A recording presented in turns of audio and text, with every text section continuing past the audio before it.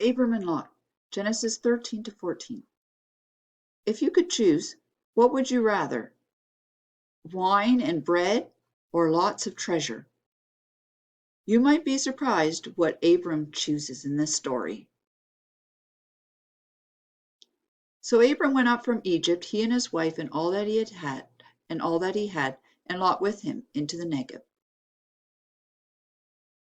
Abram should have been a very happy man because he had just left the scolding Pharaoh, because Abram had lied about his wife being a sister, but the Lord had been merciful and good to Abram and allowed him to return to the promised land with his wife back and a lot more riches. Now Abram was very rich in livestock and silver and in gold, and he journeyed on from the Negeb as far as Bethel, to the place where his tent had been at the beginning, between Bethel and Ai, to the place where he had made an altar at the first, and there Abram called upon the name of the Lord. We are to understand here that Abram was now, or before, had always called regularly upon the name of the Lord, but he certainly is continuing this practice. And Lot, who went with Abram, also had flocks and herds and tents, so that the land could not support both of them dwelling together, for their possessions were so great that they could not dwell together. And there was strife between the herdsmen of Abram's livestock and the herdsmen of Lot's livestock. At that time, the Canaanites and the Perizzites were dwelling in the land.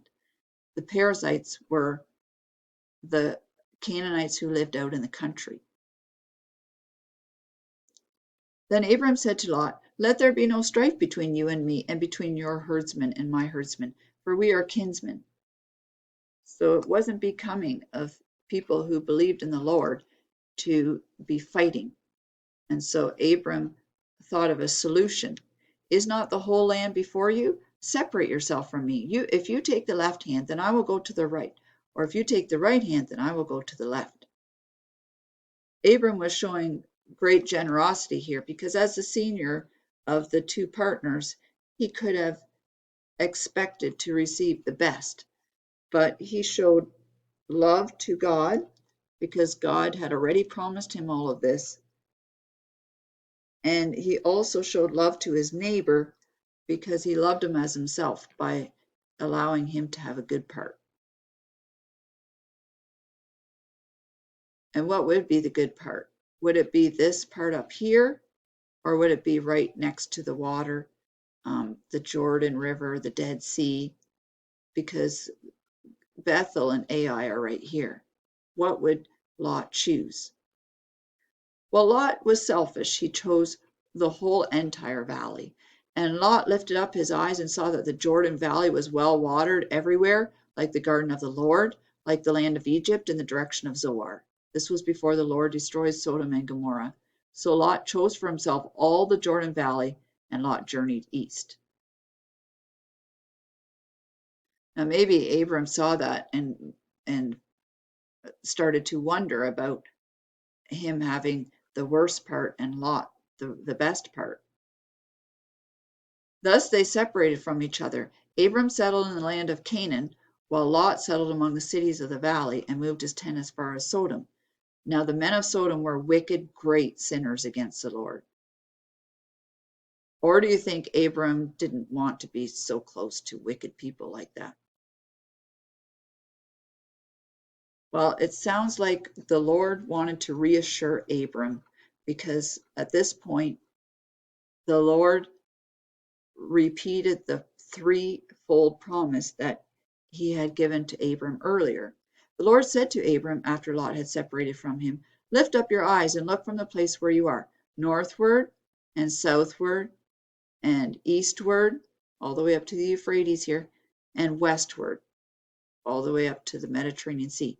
For all the land that you see, I will give to you and to your offspring forever.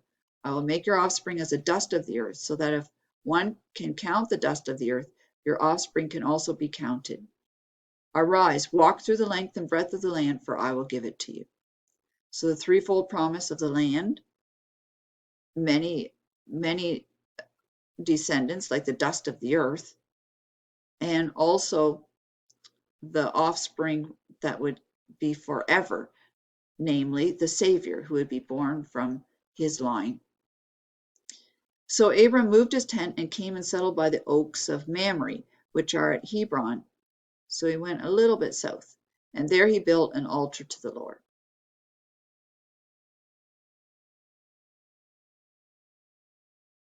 Oh, I forgot to show you that there's some tar pits right beside the Dead Sea, also known as bitumen pits or slime pits, and it was known as the Valley of Siddim.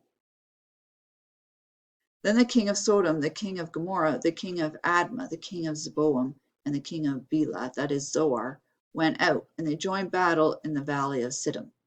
This shows that they were being rebellious. And the 5 kings of the valley where Lot lived, they were maybe trying to overthrow the power that the northern kings had over them. This picture is a picture I found on a YouTube video about the slime pits by the Dead Sea.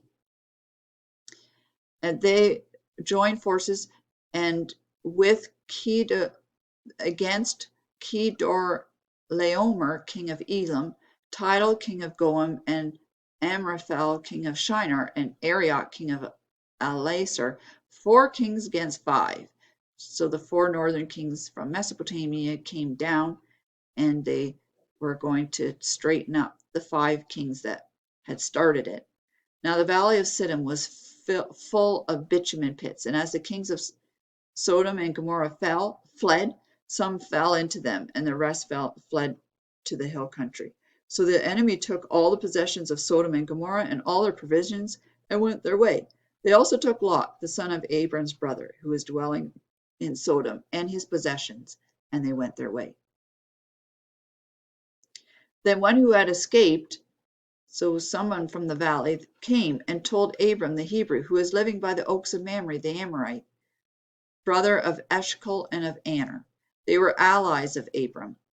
When Abram heard that his kinsmen had been taken captive, he led forth his trained men, born in his house, 318 of them, and went in pursuit as far as Dan. He could have stayed safely in his tents, but instead he had compassion on his nephew. Even though some sources say that he would have been very outnumbered, maybe like 10 to 1.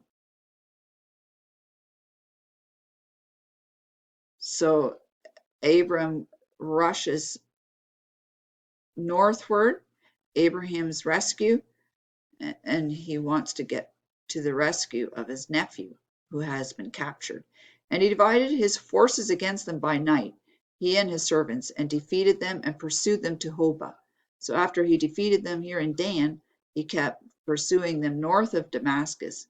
Then he brought back all the possessions and also brought back his kinsman Lot with his possessions and the women and the people.